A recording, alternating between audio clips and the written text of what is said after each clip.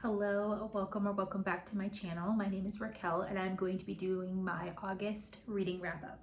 I ended up reading 7 books this month, which is actually pretty low for me, especially since I took 2 weeks off of work thinking I was going to have so much time to read, and that did not happen. Let's just go ahead and get into the books that I read this month. So first of all, carrying over from July, I ended up finishing Under Lock by Mariana Zapata. I had previously read All Roads Lead Here last year by her. Thought it was fine, nothing special. I did like this one a little bit more, but still not amazing. I ended up going with a 4 stars for this, but basically it is about a girl who has some daddy issues and goes to live with her brother, and he is in a motorcycle gang. And he gets her a job at a local tattoo shop. The owner of the tattoo shop is also in this motorcycle gang, and it is her very slow burn relationship with the tattoo shop owner, Dex. And there's also some drama with another rival motorcycle gang having to do with her father. I thought it was pretty good. I don't think there's anything really bad about it. I just think Mariana Zapata's books are really long. And I think that there is a such thing as too slow of a burn. But otherwise, it was good. It gave me like the motorcycle club thing that I've been kind of looking at trying to read, so I thought it was fun. So the next book that I read was Happy Place by Emily Henry.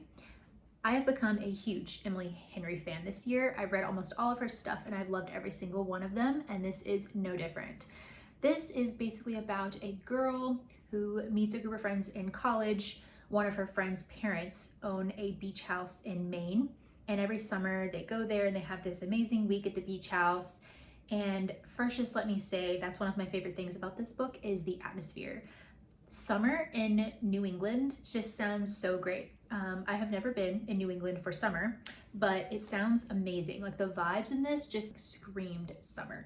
I want to go to Maine. I want to be in the lobster festival. I want to eat a lobster roll. I want to go swimming. I just want to be at a cute cottage. Like, it just sounded so great.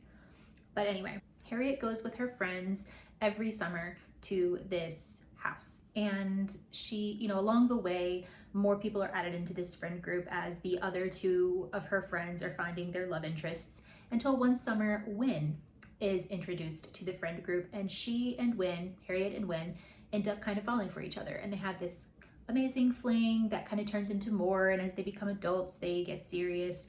But at the beginning of this book we find that they aren't together anymore. And now, unfortunately, this particular summer is the very last summer that they are going to have this beach house.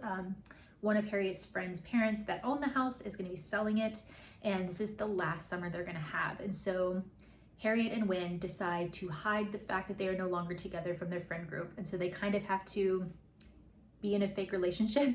And there's forced proximity, of course, because they're put together. Everyone still thinks they're together. And they're just kind of forced to confront what tore them apart in the first place. And I loved it. It was so good. I gave it a 4.5 stars. Okay, and the next book I read is Credence by Penelope Douglas. I read Birthday Girl by her earlier this year and loved it. I think it's still one of my favorite books that I've read this year.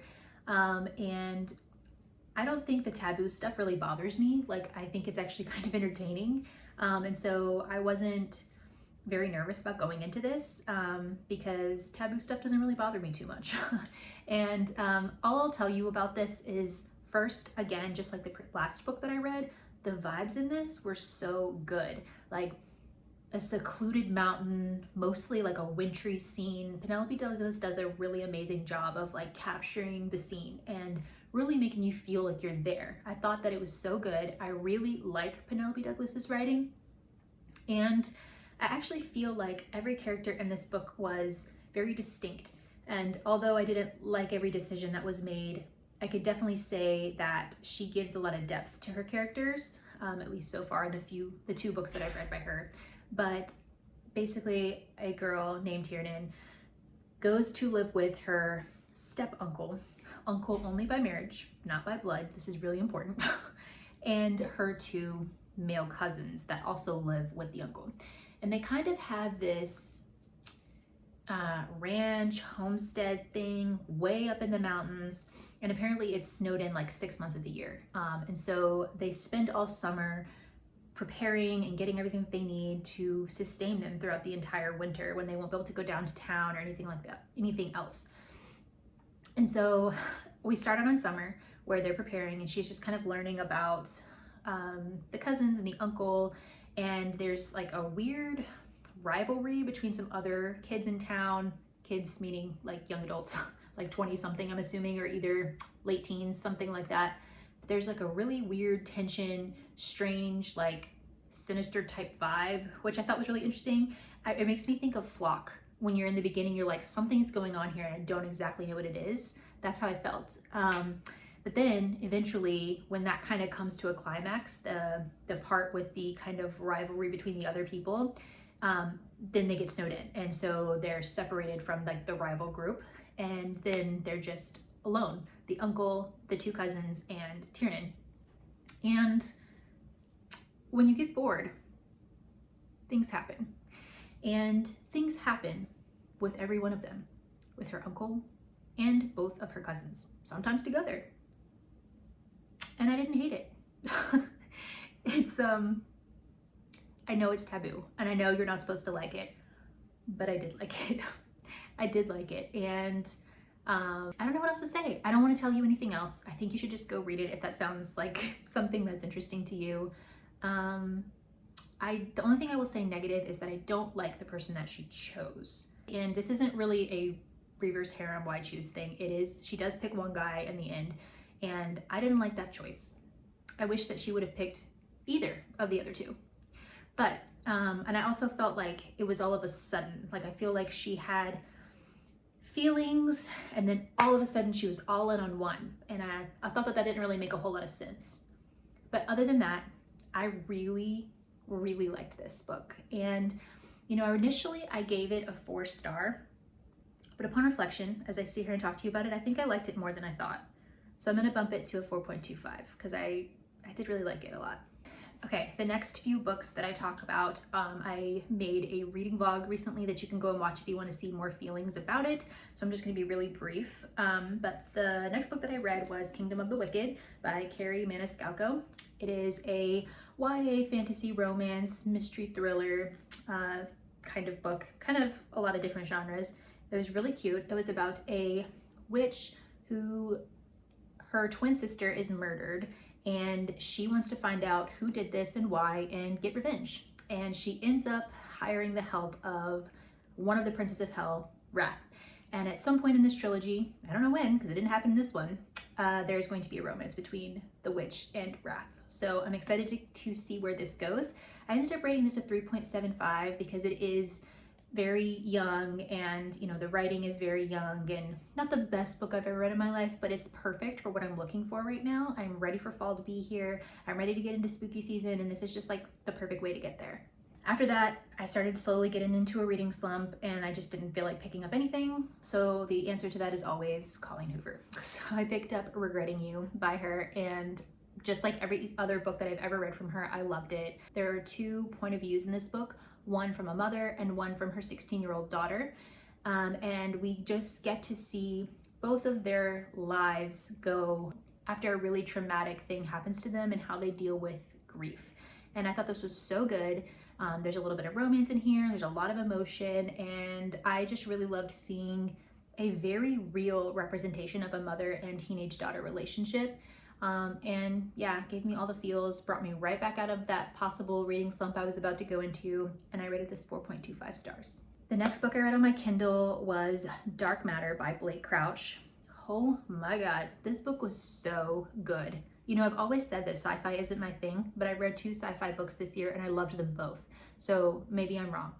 But this book was a really good mixture of sci-fi and thriller. And I don't want to tell you too much because this is one of those books, I say this all the time, but you really got to go into this blind. Like, I don't want you to know too much. So all I'm going to tell you is that there is a man, and he is a science genius. He is only like a science professor for a college, but had he continued his path of academia in the past, instead of getting married and having a son, he probably would have won like a Nobel Prize. Like, he's extremely smart. But he didn't do that. He ended up getting married, having a son, very happy in his life. But one night he meets with an old colleague who is very successful now, and kind of just gets in his thoughts a little bit about what life might have been like if he had continued that path. And all of a sudden, he's walking home in his thoughts and is approached by a man with a gun. And he gives him directions and is like, do what I tell you to, or I'm gonna kill you. And he ends up having to drive out into the middle of nowhere, into this empty warehouse, where he's following this man's instructions, changing his clothes into something else, and, you know, being injected with like drugs of some kind by this gunman. Has no idea what's going on. He's like, what do you want with me? Why are you doing this? And the guy says, you wouldn't believe me if I told you. And all we know after that, the last thing I'm gonna say, is that all of a sudden he wakes up and he is in a world that is not his own. His wife is not his wife, his son is not his son, he's not a professor. Everything he knows about his life is not the same. And it goes from there. That's all I'm gonna say, but it was incredible. I think for such an insanely fast-paced book, like a book that just never lets up. There's no lulls, there's no boring areas, and to be very sci-fi, very thriller, very mystery type of book.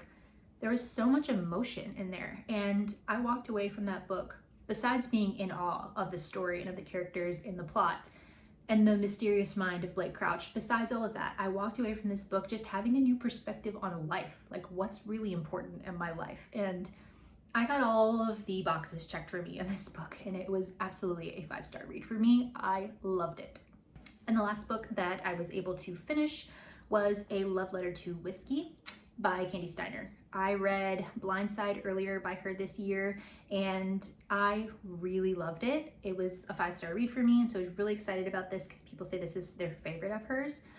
And so basically this is a book about Bee, and she talks about her whole experience starting in high school over the span of several years, her relationship with a guy named Jamie. She meets him again, like I said, in high school, and then she's absolutely like in love from moment one, but it's never the right time. So it seems like they both want to be together, but something is always stopping them throughout all these years. One is either with somebody else, or there's something tragic that happens and they just need time, or one of them's moving away for work, or just something is always in the way and they can never be together. And that is frustrating. I was so freaking frustrated by this book. I wanted to throw it every 5 seconds, but I did feel the soulmate energy. I felt the longing and the angst, and I really did like it.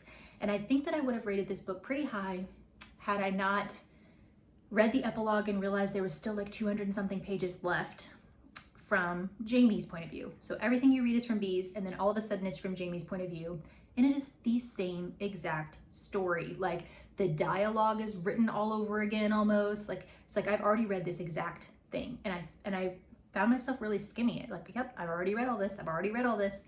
And I don't feel like I got any like revolutionary new information from reading Jamie's point of view, even though the previous information from Bee's point of view didn't exactly say how Jamie was feeling. I think the reader knows. The reader knows how he's feeling. You didn't need to really hear that much from Jamie to understand where his feelings were. I think the only redeeming quality about that part of the book was that Jamie ended the book better than Bee did. The way that the ending happened between them was so much better from Jamie's point of view, and you got that closure that you were looking for. But all in all, the book is really long. It's nearly 600 pages. We did not need Jamie's point of view. Maybe a chapter just to kind of recap their relationship, like would have maybe been nice, or a little novella that you could read later from his point of view.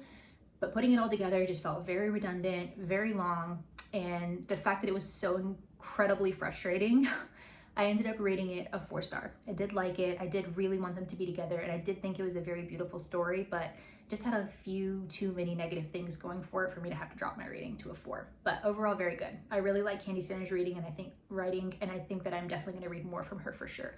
And then the only other thing that I read a lot of, but I'm not quite finished, so I can't really put it here, is I am in the middle of Chain of Iron, which is the second book in the Last Hours series.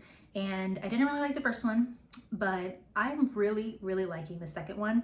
I think I have 90 pages left. So it's very much a shame that I can't put it here, but I feel like that would be cheating. So I'm gonna add it in my September one, and I'll tell you all about my feelings. I just want you to know I like it a whole lot more than the first one. But other than that, that is all of the books that I read in August, and I hope you enjoyed. Thank you.